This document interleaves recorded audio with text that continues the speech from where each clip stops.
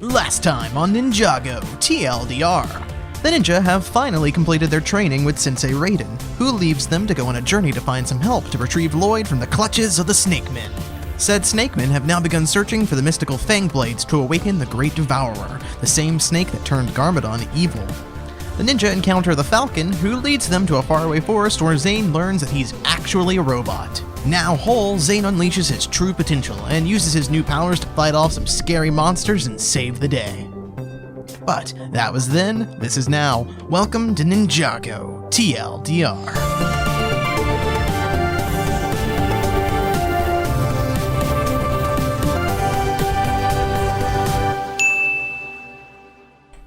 We begin our tale with the rotting corpse of a deceased snakeman that Nia just has lying around for some reason.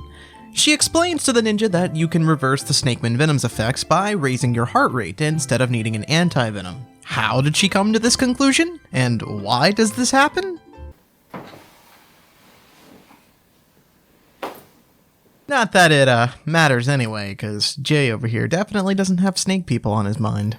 With the debriefing over, the ninja head outside, leaving Jay behind to have a romantic exchange with Nia. It's there that Jay finally builds up the courage to ask Nia out on a date. And she says yes! Filled with a sweet feeling of success, Jay dances with excitement and accidentally cuts himself on the fang of the snakeman skeleton. Meanwhile, wait, where is this? Sensei Raiden and Garmadon face off against one another. Oh, and Garmadon grew 4 arms? How, you may ask?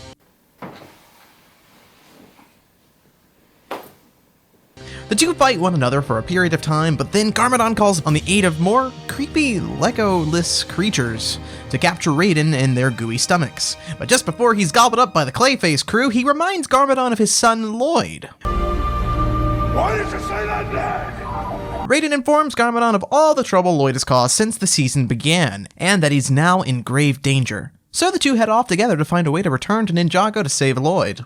Meanwhile, Pythor and the Snakeman army infiltrated the local amusement park, where the first Fang Blade is supposedly hidden. Back on the boat of implausibility, Jay prepares for his date, but is shocked to find that his hand is now mutated into a snake hand. Instead of informing the others like a smart person, and perhaps curing his condition, he instead decides to cover it up and hide it from the rest of the gang. It's at this time that Kai informs him that the Serpentine have been spotted, leaving Jay feeling downtrodden, as this means his romantic plans will need to be put on hold. He goes to visit Nia in her bedroom, who's just returned from some samurai things. What was she doing during this time?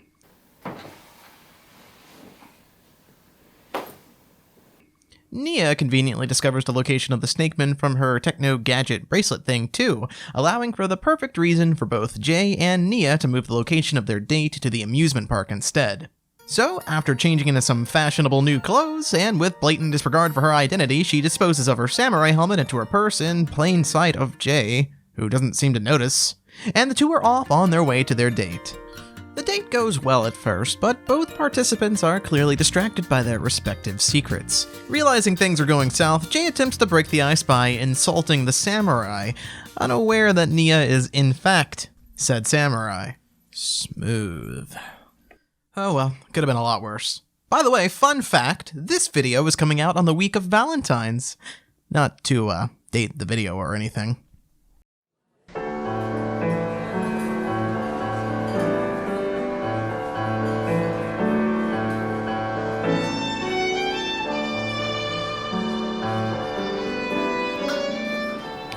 You know, thanks again for coming out tonight.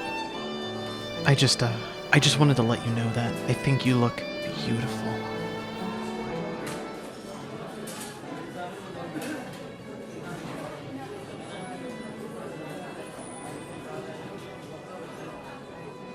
So, have you, seen any good movies lately?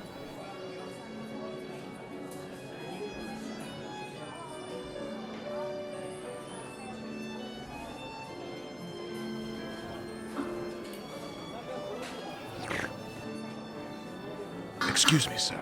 Would you like a refill on your beverage? Oh, sure. Actually, could you, just leave the bottle?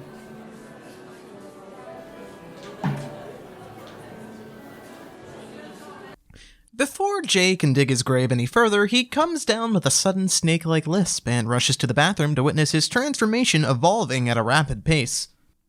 Meanwhile, the snake people, who have been doing something during this time, I'm sure, decide it's wise to start attacking civilians for no reason and blow the element of surprise.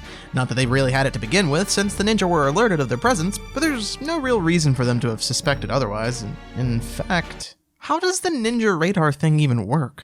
I always kind of figured they were just snake sightings reported by civilians, but the people at the amusement park didn't even realize they were real snakes to begin with, so that doesn't really make any sense at all. And why doesn't the snake tracker just show you where the snakes are at all times? Why couldn't they use this to stop Pythor from reviving the rest of the tribes? How was this technology even created in the first place? Now higher than a kite, or should I say, higher than a kai, the civilians start freaking out, alerting the ninja to the snakeman's whereabouts. See, I told you, that was a stupid idea.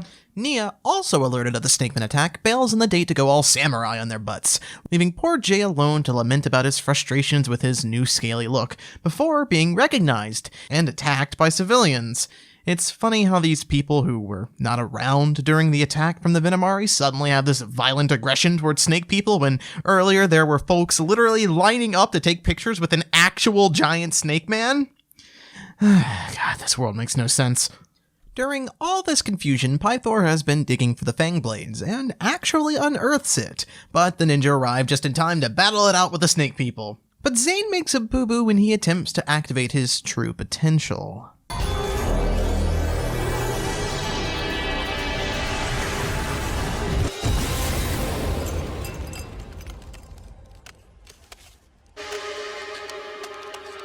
Oops. Here's a fun little game. Let's imagine this exact same scenario happens, but Kai was the one who unlocked his potential first. And scene. The snakemen run for the hills, but are intercepted by Samurai X, who snatches the blade and starts running herself. They chase her through the amusement park and... oh my god, that roller coaster just killed that guy! Oh, never mind, he's okay. Oh my god, that girl just killed that guy! The snakemen corner Samurai X and force her out of her mech, just in time for a dramatic cliffhanger transition back to Jay, who's still being beaten by those people. Sheesh, it's been like 10 minutes, guys. Just call the cops or something. Jay manages to escape the crowd and confront the snakemen, but then...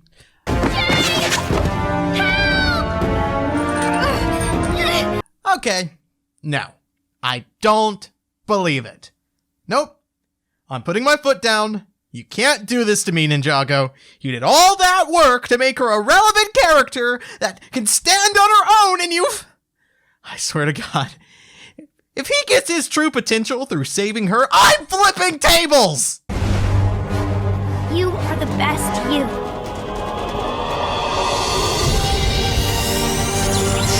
What's happening? My true potential!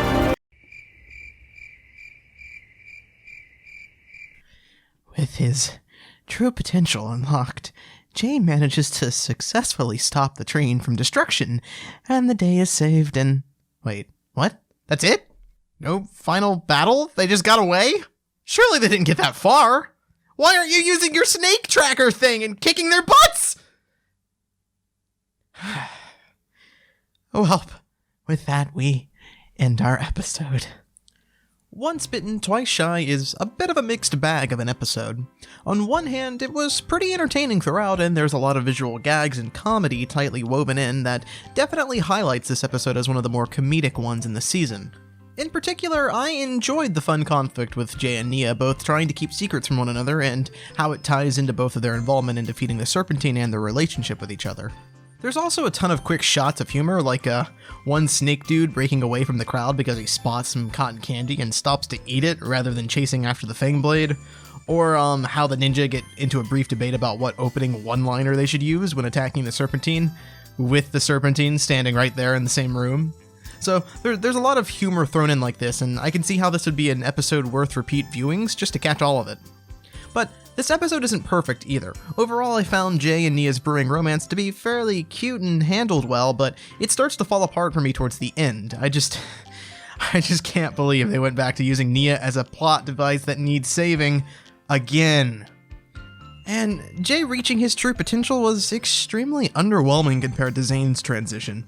Where Zane fights off a horde of giant monsters, Jay slows down a roller coaster. The impact wasn't there, the execution wasn't all that great, and it's kind of just a silly idea that the only way for him to reach his true potential was to find a girlfriend.